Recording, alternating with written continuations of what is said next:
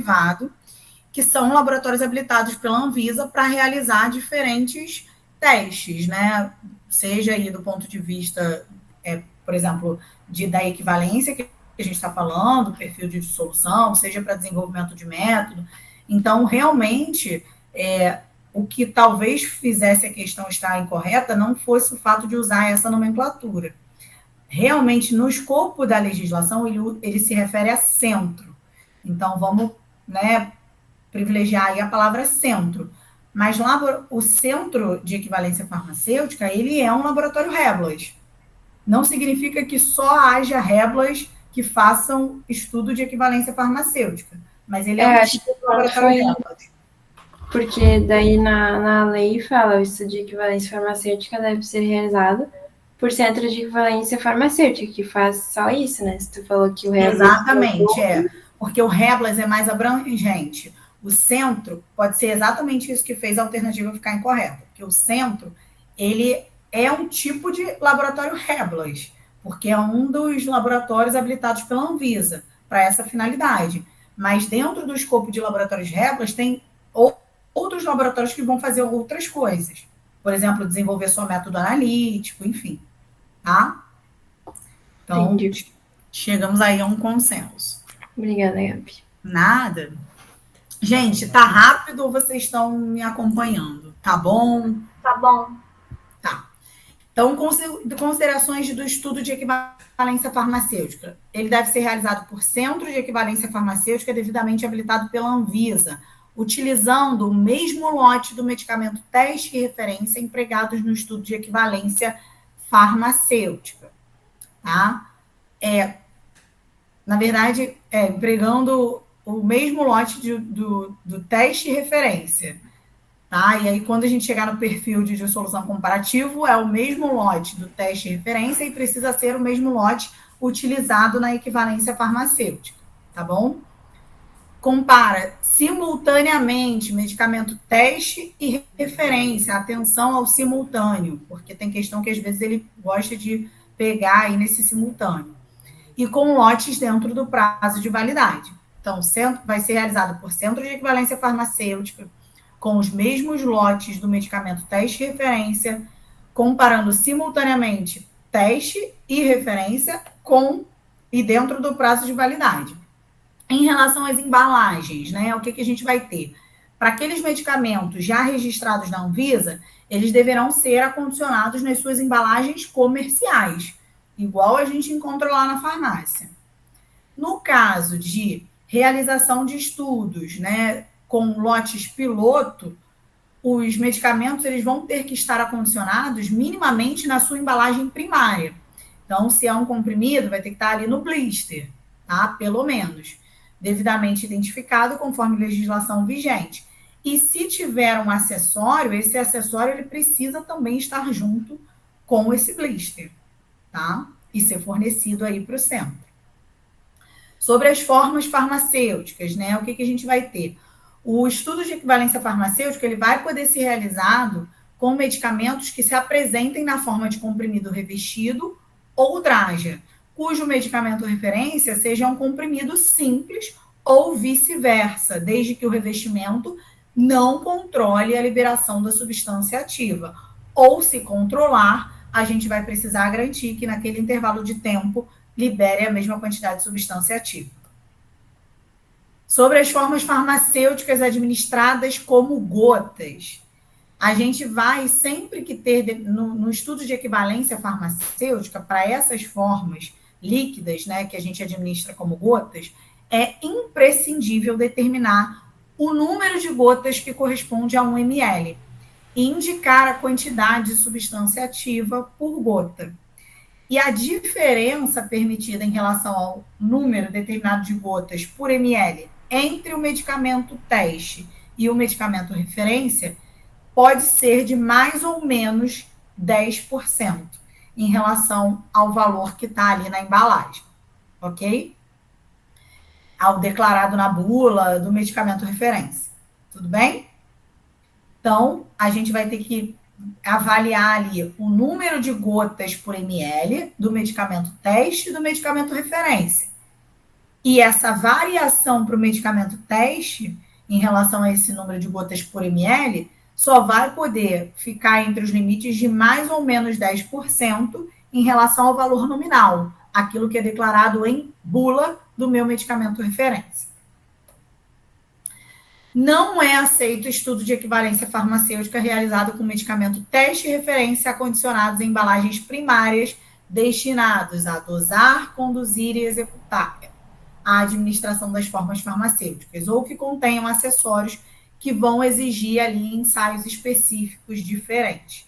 Então, por exemplo, eu não posso comparar uma solução que eu administro, uso como colher de medida, uso a colher como uma medida, com, por exemplo, uma solução oral que eu tenho um frasco gotejador. Né? Então, são dispositivos diferentes. Eu não tenho como comparar essas formas farmacêuticas, portanto, elas jamais serão equivalentes, tá? Elas não vão poder ser equivalentes farmacêuticos. E aí, se eu quero fazer um genérico de uma solução oral que utiliza frasco gotejador, eu vou precisar fazer uma solução oral, né, utilizando ali o mesmo dispositivo, frasco gotejador. E aí, para isso, eu vou ter que fazer ali um ensaio de gotejamento e garantir que a minha quantidade de gotas por ml não ultrapassa o limite de mais ou menos 10% em relação ao valor nominal. Nos estudos de equivalência farmacêutica, quanto às formas farmacêuticas isentas ou não isentas do estudo de bioequivalência ou biodisponibilidade relativa. Então, aqui, o que a gente tem? Para formas farmacêuticas não isentas do estudo de biodisponibilidade relativa ou bioequivalência, ou seja, para aquelas formas farmacêuticas que eu precisarei fazer o teste em vivo, recomenda-se que o teor da minha substância ativa entre o meu medicamento teste e referência não exceda 5%. E isso, gente, dá para decorar, não e não, né? Não isentas, não seja superior a 5%, é um bizu para decorar. Isentas pode ser superior a 5%, mas dá para a gente estabelecer um raciocínio também. Por quê? Formas farmacêuticas não isentas desse teste em vivo, eu quero que elas, do ponto de vista de equivalente farmacêutico e de todas as características ali avaliadas, elas sejam o mais próximas possíveis do meu referência, para que eu tenha maior chance de sucesso e maior chance de mimetizar o que o meu referência faz em vivo. Então, por isso é que a gente vai querer que essas formas farmacêuticas não isentas, que eu vou gastar um dinheirão fazendo um ensaio em vivo, vou submeter ali pessoas e perder muito mais tempo do que um ensaio in vitro, por isso eu quero, então, que elas não sejam superiores em relação ao teor da minha substância ativa, quando eu maior do que a 5% em relação à minha substância ativa no meu medicamento referência. Porque dessa forma, esse é um parâmetro importantíssimo, porque o que eu estou avaliando no ensaio de bioequivalência? A liberação do fármaco. A primeira coisa para que eu tenha a liberação semelhante entre o referência e o teste é que pelo menos o meu comprimido tenha a mesma quantidade de substância ativa, ou uma substância ativa, né, em quantidade muito semelhante. Então, por isso que eu vou querer ali não superior a 5%. Já para as formas farmacêuticas que são isentas, em que eu posso substituir esse ensaio em vivo por um ensaio in vitro, que vai ser o meu perfil de dissolução comparativo, aí sim a quantidade de substância ativa vai poder ser superior a 5%. Ficou claro, gente? O raciocínio? Dá para decorar, mas às vezes nervoso, a gente Tu pode, por favor, repetir esse raciocínio aí para não decorar, por favor? Posso. Vamos lá. Formas farmacêuticas não isentas do estudo de biodisponibilidade.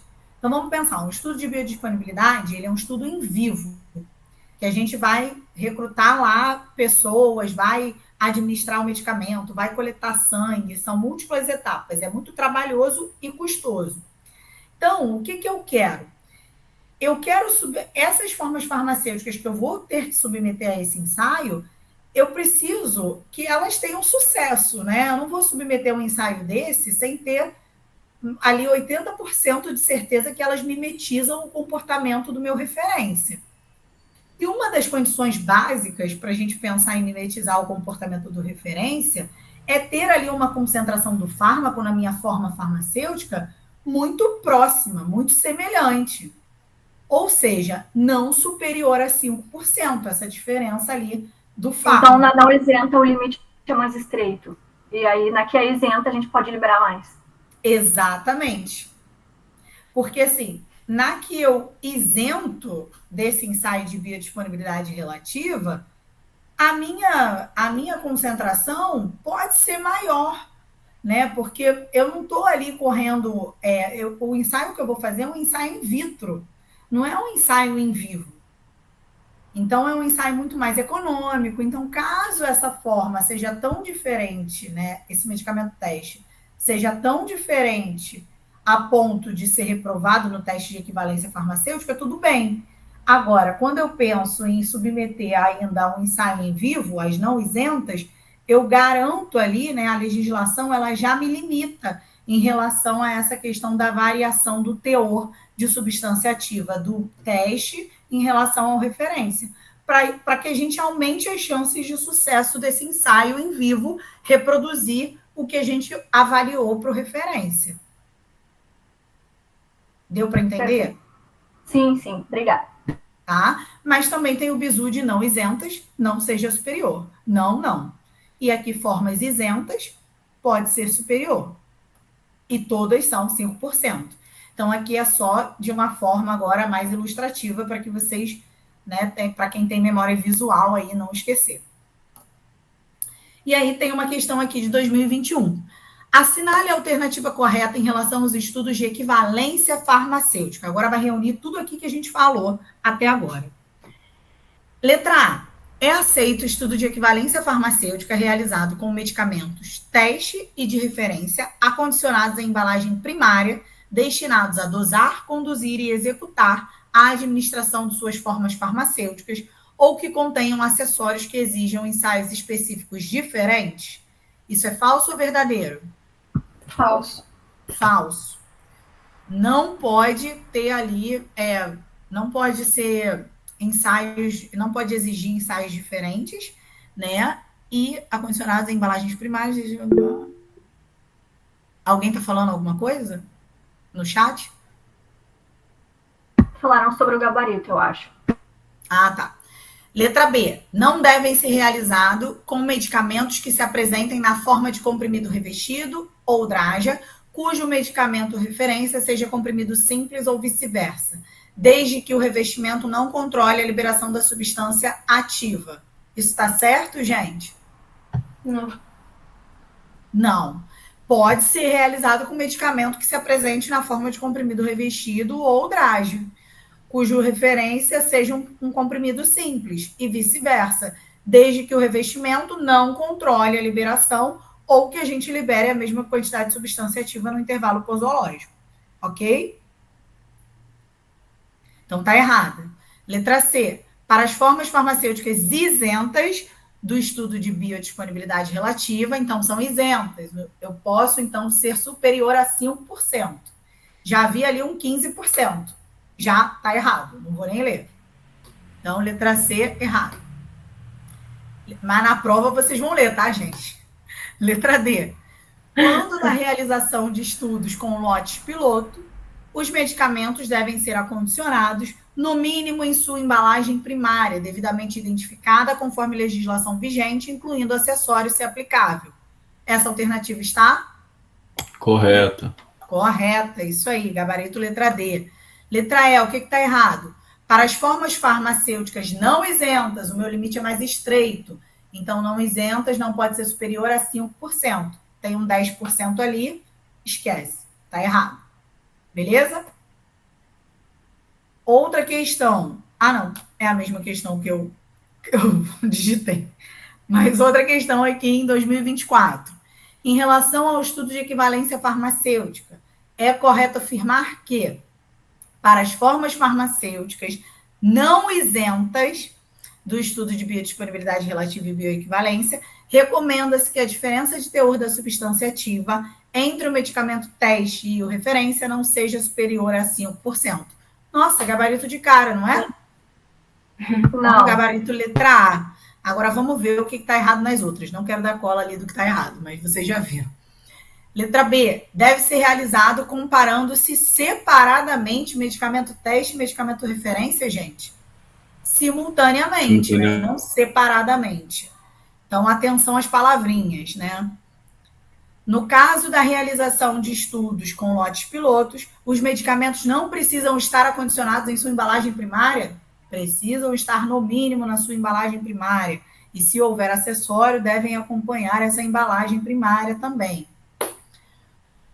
O estudo de equivalência farmacêutica não pode ser realizado com medicamentos que se apresentem na forma de comprimido revestido, DRAGEA, quando o medicamento de referência seja comprimido simples ou vice-versa. Pode ser comparado, desde que esse revestimento não altere o perfil de liberação desse fármaco, não tenha influência na liberação ou libere a mesma quantidade de substância ativa naquele intervalo posológico. Letra E. O estudo de biodisponibilidade relativa não precisa utilizar obrigatoriamente os mesmos lotes, gente. Que isso? Isso é a base dos medicamentos teste e referência empregados no estudo de equivalência farmacêutica? Precisa, tá?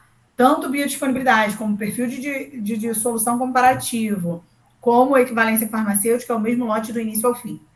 E aí o laboratório ele precisa ter em quantidade tanto o medicamento referência adquirido normalmente no comércio, né, quanto o medicamento teste, para que a gente consiga fazer um ensaio completo de todos esses testes, se necessário, e ainda repetir. Ok? Então, aqui mais algumas considerações. Os medicamentos de teste de referência vão ter que cumprir com todos os requisitos da monografia, farmacopeia brasileira, se não houver outros compêndios e se não houver um método dentro desses compêndios, a gente vai precisar desenvolver e validar. Quando o método analítico ele for transferido pelo patrocinador, vai ter que ser submetido a uma validação parcial desse método, previamente ao estudo de equivalência farmacêutico, nas dependências do centro. Não é aceito, gente, isso aqui é muito importante, porque a gente está o tempo todo falando que a gente pode usar a farmacopeia brasileira ou outros compêndios, mas a gente não pode, em hipótese nenhuma, fazer uma colcha de retalhos. O que significa isso? Eu vou pegar da farmacopeia brasileira um ensaio de dissolução. Aí, da farmacopeia britânica, eu vou fazer o teste de desintegração. Da farmacopeia japonesa, eu vou fazer a uniformidade de conteúdo. Eu não posso fazer isso. Eu preciso utilizar a monografia e os testes, se eu for me basear, de uma referência. Eu não posso fazer uma colcha de retalhos e sair pegando de vários compêndios, tá? Por quê? Porque quando a gente faz isso, existem parâmetros diferentes, diferenças entre os parâmetros nas farmacopeias. E aí a Anvisa entende que quando a gente usa vários compêndios, a gente está querendo meio que acochambrar para passar no teste. Tipo, eu fiz com tudo da farmacopeia brasileira, mas por algum motivo a desintegração deu fora. Então eu vou aqui para a britânica. Então eu vou aqui tentar o da japonesa. Minha uniformidade por esse método da farmacopeia brasileira está baixa. Está dando um teor baixo do meu medicamento. Então eu vou tentar por outro método que tem descrito na farmacopeia da vovozinha. Não dá. A Anvisa vai interpretar isso como se você estivesse acochambrando para poder ter aí a equivalência farmacêutica comprovada. Por isso, ela não aceita. Tudo bem? Viu que agora eu posso me basear tudo na farmacopeia brasileira e desenvolver alguma coisa por minha conta e validar. Problema zero. Ok? São considerados os ensaios informativos, aqueles para os quais o medicamento teste e referência não precisam ter resultados comparativos. Cada um vai cumprir com as suas próprias exigências, né? São eles o aspecto, a viscosidade, a densidade, o valor de peso médio e o valor de volume médio. Agora, quando eu falo de peso médio, variação de peso médio, variação de volume, aí eles não são informativos. Existe lá um ensaio, né, que vocês estão aí carecas de saber, uma tabelinha na farmacopeia que diz para cada forma farmacêutica os intervalos que precisam ser respeitados para estar aprovado ou reprovado no teste de determinação de peso médio. Então, uma coisa é o valor pontual, outra coisa é a variação do peso médio e a variação do volume médio. Então, atenção a isso nas questões, porque isso pode ser uma pegadinha. E se eu fosse banco, eu ia pegar aí, tá? Então, assinale em 2023, né? Assinale a alternativa que apresenta apenas ensaios considerados informativos para fins de equivalência farmacêutica. Quais são aí? A gente acabou de falar. Letra aí. Aspecto, viscosidade e densidade. Exatamente. Aí, ó, importante, variação de peso e de volume não são informativos e as especificações devem ser cumpridas conforme mencionado na farmacopeia, ok? Na ausência de método, a gente precisa desenvolver, né? E aí, para desenvolver, existe aqui, existe um passo a passo que vai estar bem descrito no guia. Um detalhe, gente.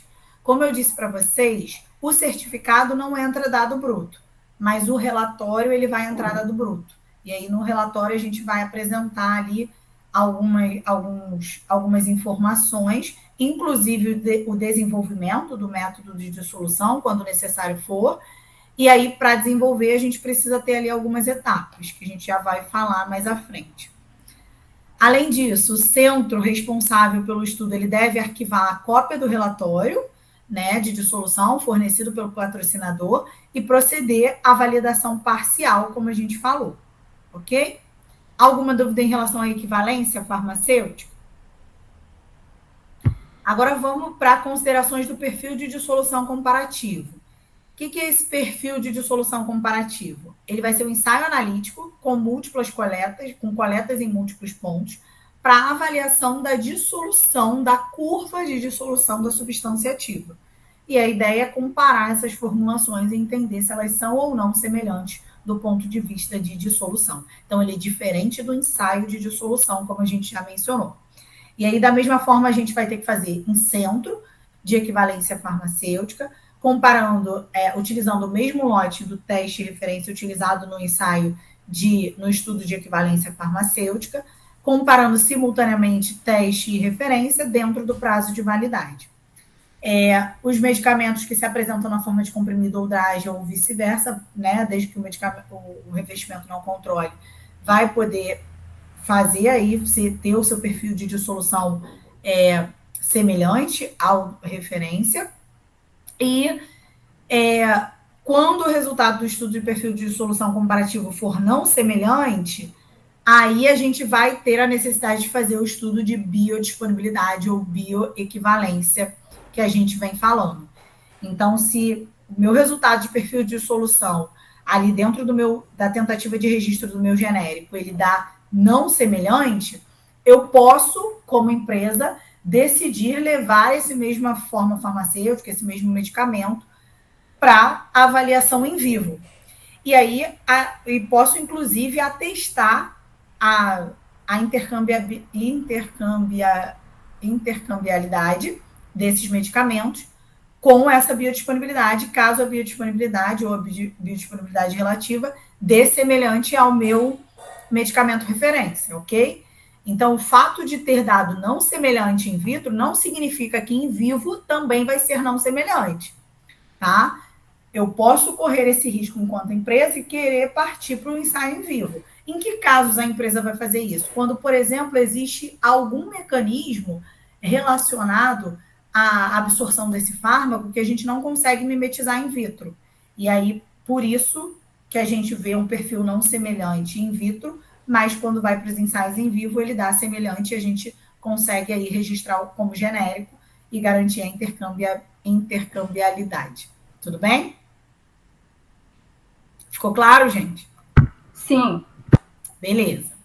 Não se aplica a realização do perfil de dissolução comparativa após grânulos e formas farmacêuticas efervescentes que, quando reconstituídos, viram solução. Né? Então, se já está solução, eu não tenho o que dissolver. Semissólidos, excetuando-se ali os supositórios, porque a gente tem um mecanismo de dissolução, amolecimento, dissolução e absorção ali da forma farmacêutica. Formas farmacêuticas administradas como sprays, ou aerossóis nasais ou pulmonares de liberação imediata e normalmente para ação local, gases ou líquidos, exceto suspensões, que a suspensão, o próprio conceito dela é ter um pó insolúvel disperso num líquido. E esse pó, portanto, precisa ser dissolvido quando em contato ali com o nosso trato gastrointestinal para que seja absorvido. Então, por isso, exceto suspensões. E para as demais formas farmacêuticas não citadas, a gente vai ter que fazer esse estudo de perfil de dissolução, né? E aí a gente vai ter que comparar essas formas farmacêuticas.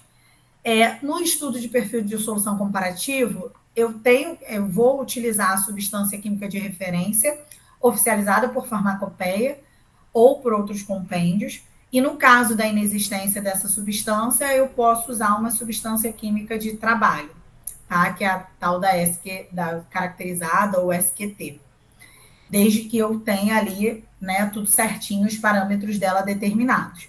E a responsabilidade do patrocinador do estudo ou do centro para garantir aí a confiabilidade dessas substâncias utilizadas durante esse ensaio. Como que a gente realiza a comparação dessas curvas, segundo essa legislação? Existe, através do emprego do método de modelos independentes simples, tá? Que a gente vai ter o cálculo ali para uma equação que tem lá na legislação de F1 e F2, sendo F1 o fator diferença e F2 o fator semelhança. Atualmente, a gente só utiliza para fins de comparação de perfil de dissolução o F2, que é o fator semelhança, que ele precisa ser superior ali a um percentual que a gente já vai falar, tá? Normalmente, como é que a gente vai proceder, né, para poder fazer essa comparação? A gente vai empregar ali um total de 12 unidades do meu medicamento teste e 12 do meu medicamento referência, comparador. Vamos submeter ao teste, dosar ali ao longo do tempo. Vamos calcular o F2 com a equação que está disponível aí na literatura.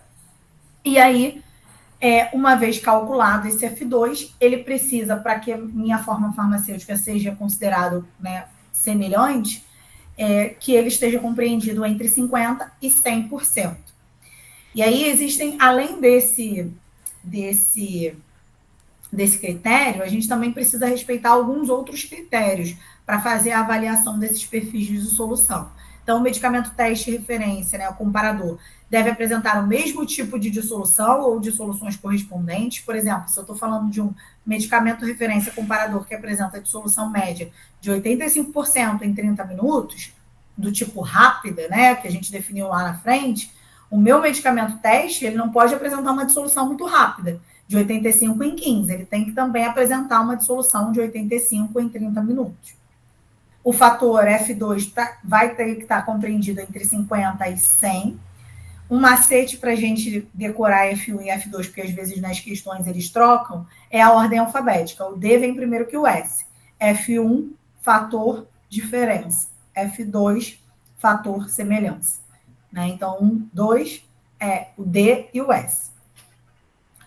Os tempos de coleta devem ser os mesmos para as duas formulações, tá? Para que eu consiga comparar, né? Não dá para comparar banana com laranja. O número de pontos de coleta, ele deve ser representativo desse processo de dissolução, ou seja, eu preciso garantir que eu vou ver todas as fases dessa dissolução até que se alcance um platô nessa curva. Pelo menos eu preciso ter 5 tempos de coleta, minimamente. E para fins de cálculo de F2, eu vou utilizar normalmente os 3 primeiros pontos, excluindo o tempo zero, porque no zero eu tenho zero de dissolução, né? Então não faz sentido incluí-lo no cálculo de F2. E para fins ainda desse cálculo, eu vou apenas incluir um ponto da curva após ambos os medicamentos atingirem ali os 85% de dissolução, para o caso que eu estiver falando ali de uma dissolução, né, tradicional, tá?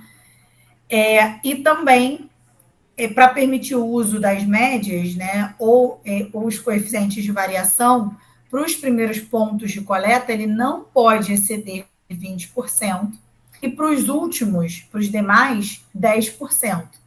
E aí, gente, isso também é fácil de decorar, se a gente entender, não precisa decorar.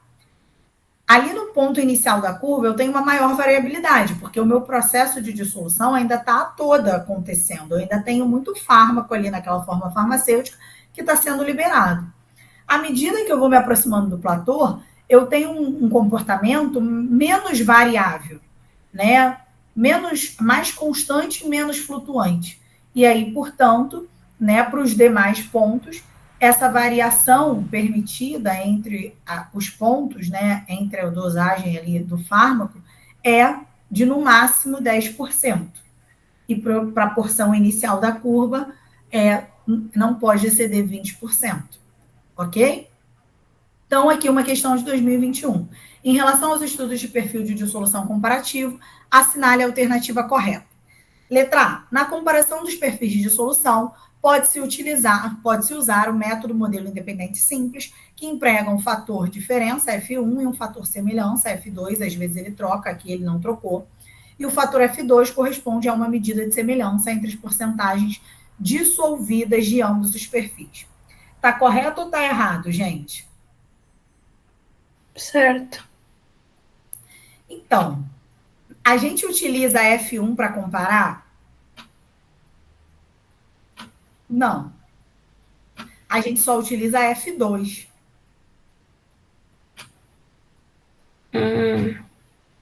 Letra C. Atenção a isso. Por isso que eu perguntei para vocês. Porque normalmente é nessa pegadinha que vocês caem. Tá? A gente não emprega F1 para comparar os perfis. A gente só emprega F2, que é o fator semelhança. Então, tá tudo certinho. Se não fosse por esse detalhe, emprega um fator de diferença F1. Ok? Ficou claro, Maria? Sim. O teste deve ser feito sempre depois do teste com o medicamento referência comparador? Não, é ao mesmo tempo, é simultaneamente. A gente acabou de falar sobre isso. Nos casos de pós-registro, em que o estudo de equivalência farmacêutica não é aplicável, o estudo de perfil de dissolução comparativo deve ser realizado utilizando-se exclusivamente o método de dissolução descrito na farmacopeia brasileira? Sim. Isso aí também não. Isso aí também é esquisito, né? Eu leria os demais e depois voltaria nessa. Vamos para a letra D. A comparação dos perfis de dissolução não é útil nos casos em que se deseja conhecer o comportamento de dois medicamentos antes de submetê-lo a um estudo de biodisponibilidade relativa e bioequivalência, para a isenção de menores dosagens desses estudos e para alterações pós-registro. É útil, né, gente? Inclusive, a gente faz para que a gente já consiga prever se a gente vai ter sucesso ali no estudo de biodisponibilidade relativa ou bioequivalência, quando a gente fala ali de uma dissolução sem influência ali de fatores fisiológicos, uma dissolução clássica. Tudo bem? Então, tá errada a letra D. Beleza? Sim. Letra E. Para que dois perfis de dissolução sejam considerados semelhantes, entre outros critérios, o medicamento teste e a referência comparador devem apresentar tipos de dissolução correspondentes. Beleza. Por exemplo, se o medicamento de referência comparador apresentar dissolução média de 85 minutos, de 85% em 30 minutos, dissolução lenta? Não. Está errado. É dissolução rápida.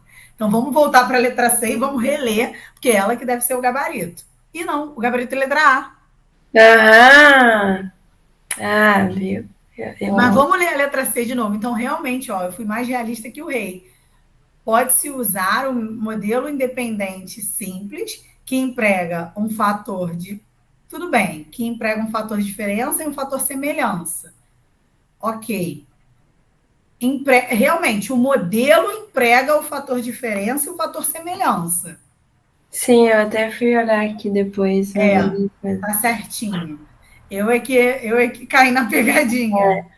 Então, assim, gente, tá certo porque o modelo é que emprega F1 e F2. E o F2 é que é a medida de semelhança entre as porcentagens dissolvidas. É porque é como se fosse um aposto aqui, né?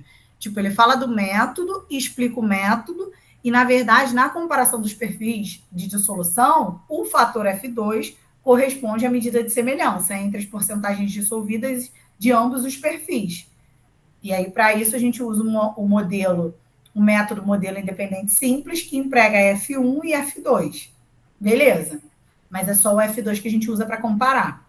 Aquela letra C está muito esquisita. Vamos ler ela de novo. Nos casos de pós-registro, em que o estudo de equivalência farmacêutica não é aplicável, ok. O estudo de perfil de dissolução comparativo deve ser realizado utilizando-se exclusivamente o método... Não é exclusivamente o método de dissolução da farmacopeia. Na verdade, eu posso, inclusive, desenvolver se eu achar que o meu método não é discriminativo. Ok?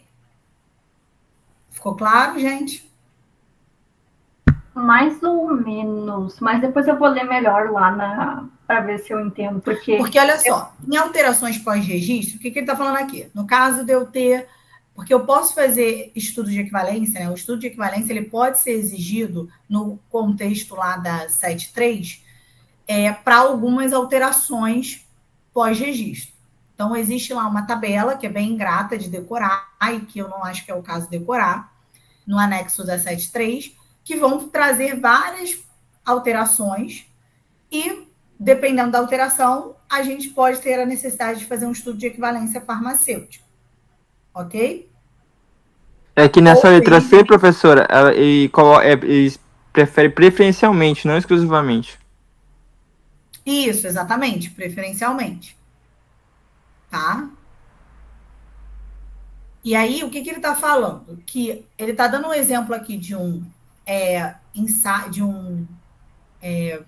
uma alteração pós-registro, em que o ensaio de equivalência farmacêutica ele não é exigido. Só que o estudo de perfil de dissolução, ele pode ser realizado, mesmo que a equivalência farmacêutica não seja exigida. Ok? Porque eu posso estar alterando alguma coisa ali na minha forma farmacêutica, na alteração pós-registro, que altera única e exclusivamente o perfil de liberação do meu fármaco da forma farmacêutica. E aí, por exemplo, para que eu ateste se é uma alteração significativa ou não, ou se está dentro de maior ou menor, eu preciso realizar o estudo de perfil de dissolução comparativo. Ok? E aí esse, preferencialmente, como o Felipe falou, vai ter como base a farmacopeia brasileira, mas não é exclusivamente.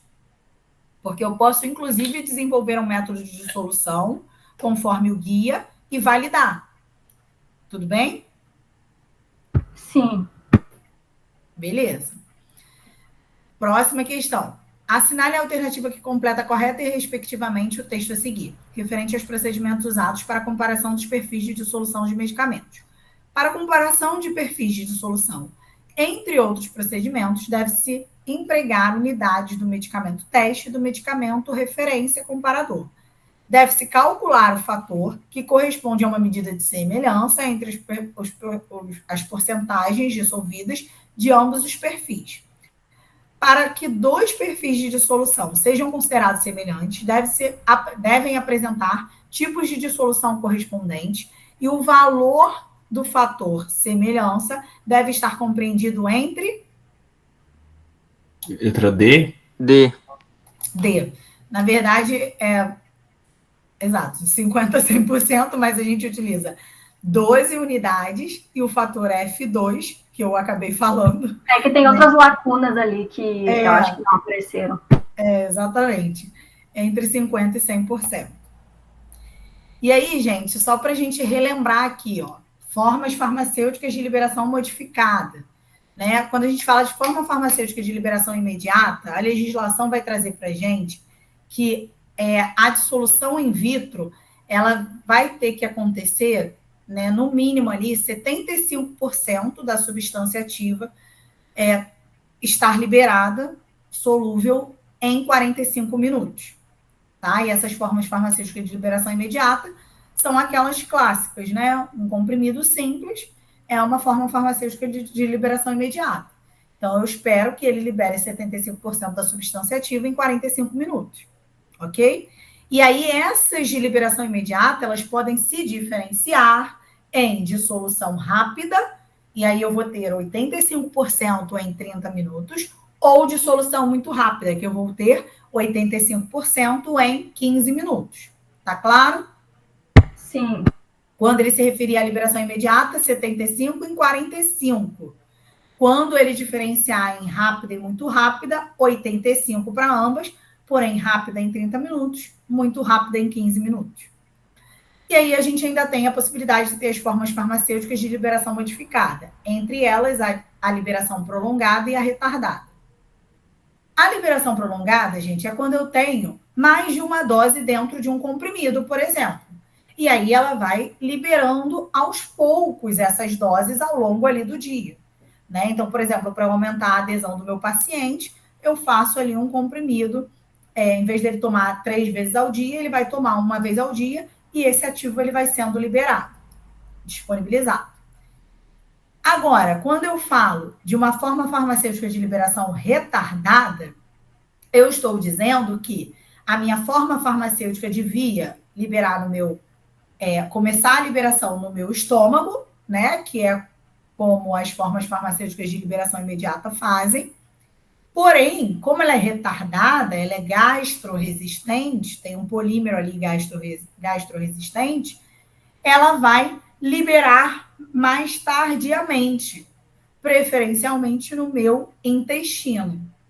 Tá? Então, são tipos de liberação modificada.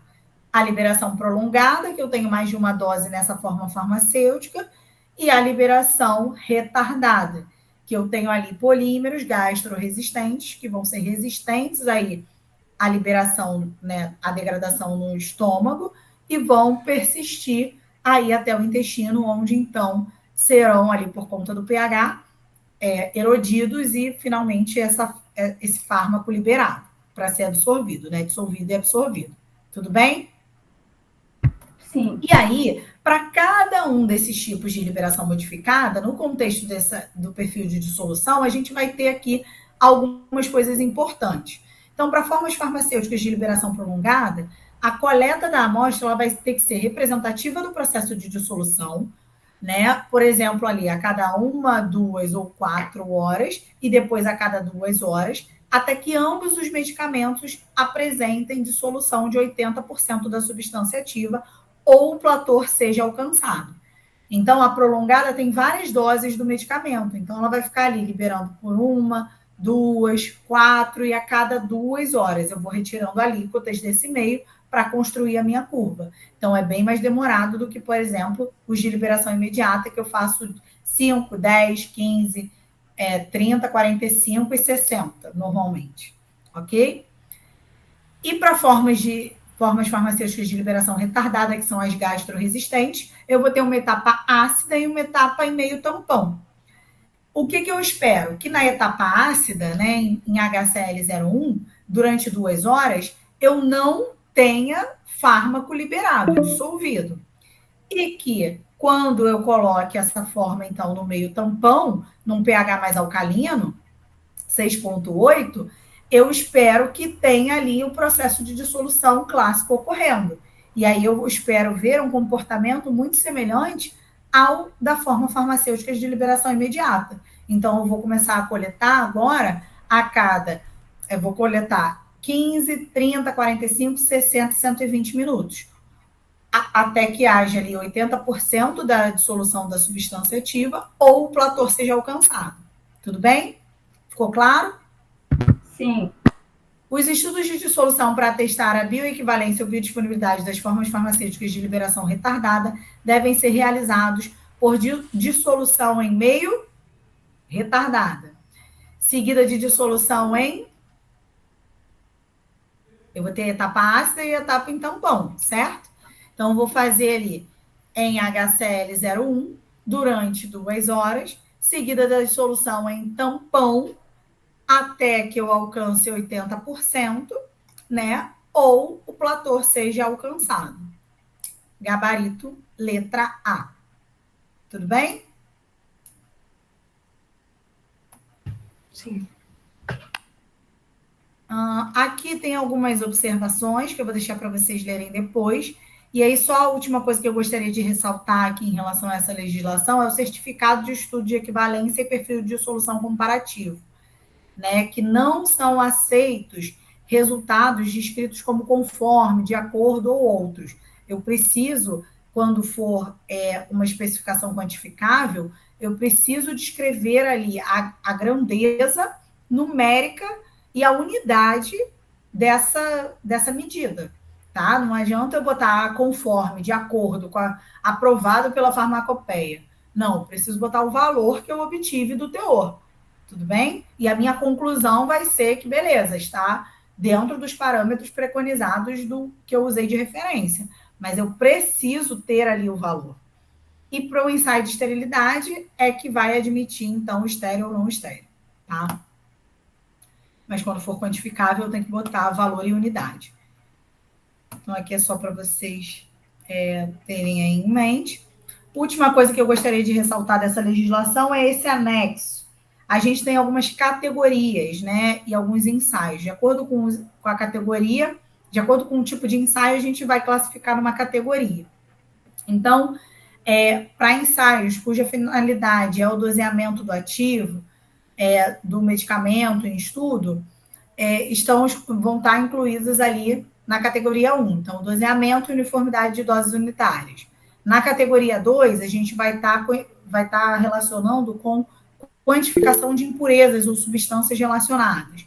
Na categoria 3, teste de desempenho, então perfil de dissolução, liberação do ativo, né, a dissolução propriamente. E na categoria 4, a identificação da substância ativa na formulação, tá? Não necessariamente a sua quantificação.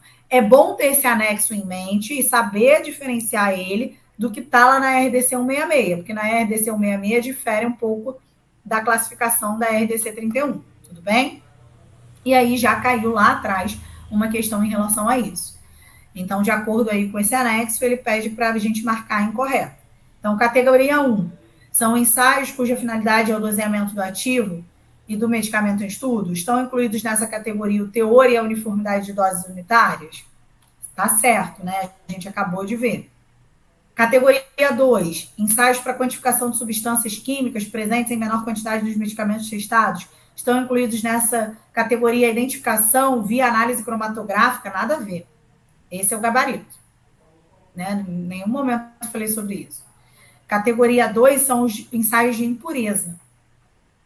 Quantificação de impurezas e substâncias relacionadas. Categoria 3, teste de desempenho da formulação, teste de solução e de liberação do fármaco. E categoria 4, identificação da substância ativa, não envolvendo a sua quantificação, tá certinho. Botei essa questão só para vocês se atentarem aí a esse anexo na hora de estudar. E em 2023, caiu novamente uma questão trazendo esses conceitos, tá? E aí ele traz ali o gabarito como ensaios de identificação da substância ativa em uma formulação e sua quantificação como e não necessariamente sua quantificação, como categoria 4. Eu que devo ter comido aqui, tá, gente? Ou não. Porque eu digitei, provavelmente eu comi ou não. E aí, como eu disse, né, mapa mental. É uma estratégia bem bacana para a gente estudar a legislação. A RDC 31 eu montei um para vocês, vou dar para vocês. A ferramenta que eu uso é esse MindMaster, que vocês conseguem achar aí facilmente no Google. Era uma ferramenta gratuita na época que eu estudava, agora não está mais gratuita. Ela permite você fazer alguns e depois ela trava. Então, vocês conseguem fazer aí os primeiros e depois vocês vão ver que vocês vão ter que assinar. Pode ser que existam outras ferramentas, mas na época que eu estudava, como era de graça, eu usava essa. Tá? Ela é bem intuitiva e é bem maneirinho, assim, porque tem vários formatos de mapa e você pode escolher lá. Eu normalmente usava esse aqui, que é, né, que eu clicava lá, vem para essa página, e aí eu começo a fazer as correlações. E aí fica uma coisa como essa aqui. Vocês estão vendo aí o meu PDF agora? Sim. Sim. Então, assim, a partir daqui, ramifica para várias coisas, né? Tipo, vamos pegar aqui. Essa é da 37, mas eu tenho da 31. Vou dar para vocês o da 31. Né? A 37 nem está mais em vigor. Mas, por exemplo, a bioisenção é baseada no sistema de classificação biofarmacêutico. Recomenda-se que sejam os mesmos recipientes, isso ainda está igualzinho. Os recipientes, né, comprovadamente não devem afetar a biodisponibilidade do medicamento, deve estar que afetam a biodisponibilidade do medicamento, eles devem conter a mesma quantidade e serem qualitativamente iguais. Enfim, tá? Então é só para vocês terem aí a ideia de como eu montava, e isso ficava na minha parede e eu estudava de uma forma mais rápida aí de estudar. Esse daqui é o da 31, que eu trouxe de exemplo aqui, né? Que eu botei. Então, o perfil de solução comparativo, ele é igual ao... Eu vou precisar usar o mesmo lote do... Tá aqui, mesmo lote do estudo de equivalência, acondicionados na embalagem primária, quando for lote piloto, realizado por centro de equivalência farmacêutica. No caso de formas farmacêuticas de liberação retardada, eu vou fazer uma etapa em ácido e por 2 horas, e que não vai solubilizar nada, e depois eu vou para solução tampão e uma coleta representativa em 15, 30, 45 e 60 minutos, até 80%, ou até que se alcance ali o platô. Liberação prolongada, coleta da amostra deve ser representativa. Então, eu vou coletar a cada 2, 4, ou de 2, e depois de 2 em 2 horas, né, até que eu alcance o platô 80%.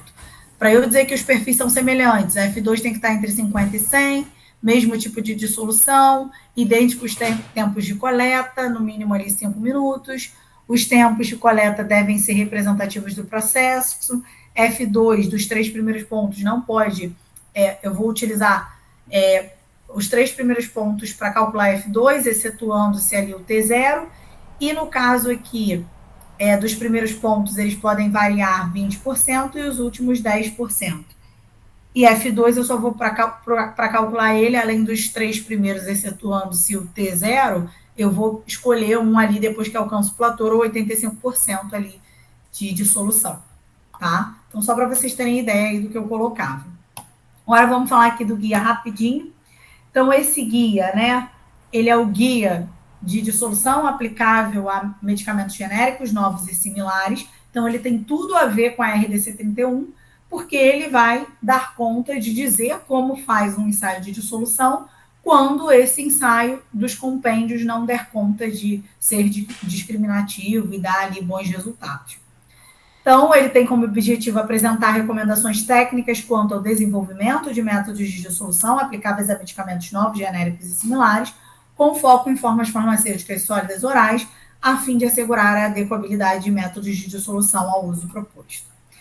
Né? Indicar, então ele vai, através desse perfil, né, a gente vai indicar a semelhança entre o medicamento genérico e similar, vai prever a biodisponibilidade do produto, vai avaliar possíveis impactos que podem ocorrer em vivo, alterações de formulações, processo produtivo, tamanho de lote, né, características aí que possam vir influenciar nesse perfil, detectar mudança durante os estudos de estabilidade, avaliar a consistência e reprodutibilidade de um mesmo lote ou entre lote e isentar demais dosagens do estudo de bioequivalência, quando a gente fala do contexto da 749. E aí a primeira coisa que ele vai trazer é a questão, né, da necessidade da gente, antes de desenvolver o método, fazer um ensaio de solubilidade do IFA. E para que a gente faça um ensaio de solubilidade do insumo farmacêutico ativo, a gente vai ter que avaliar ali, né, uma faixa de pH fisiológico, 1.2, 4,5, 6.8, então ele vai falar ali de 1 a 6.8, né, como a gente havia mencionado. O método que vai ser utilizado para avaliar essa solubilidade preferencialmente é o shake flask, tá? É o mais tradicionalmente utilizado. A gente vai usar 3 replicatas para cada condição, de 1,5, de 1.2, 4,5 e 6.8. Vamos calcular a média, o desvio padrão e o coeficiente de variação. E o ideal é que ele seja menor que 5%. Caso a gente utilize mais réplicas, a gente é obrigado a considerar todas elas no cálculo, tá? Comprovar a estabilidade do IFA no pH de escolha. Então, a gente vai ter que avaliar se não está sendo degradado esse insumo, tá? Fazendo ali teste num período maior, de 24 a 48 horas, e aí analisando por diferentes métodos analíticos. Utilizar método analítico validado para quantificar esse fármaco. Então, a gente vai ter que avaliar, né, a adequabilidade do filtro, porque o que esse ensaio de solubilidade vai ser? A gente vai ter ali um Erlenmeyer, vamos pegar o nosso meio, mimetizando ali o nosso pH fisiológico, o HCl01 ou um tampão fosfato, 6,8, enfim. Vamos colocar bastante fármaco ali, uma quantidade que a gente consiga saturar essa solução. Vamos deixar em agitação, shake flask, né? Ali o Erlenmeyer fica dançando, tremendo ali numa base. E aí vai ficar durante um período. E de tempos em tempos a gente vai retirando alíquotas, até que a gente consegue, e dosando, até que a gente vai perceber que a gente vai alcançar um máximo de solubilidade. Essas alíquotas, né, quando a gente retira, ou ao final lá, né, quando a gente vai avaliar a solubilidade no final do ensaio, a gente vai ter uma parte insolúvel e uma parte solúvel. Essa parte insolúvel a gente precisa retirar. Então, por isso é que a gente passa essa solução, antes de analisar, por um filtro. E aí a gente precisa ter um filtro adequado e compatível, né, com o nosso fármaco, para evitar a degradação, de forma que passe o solúvel e o insolúvel seja retirado, e aí a gente vai analisar só o que ficou solúvel por alguma metodologia analítica, tá?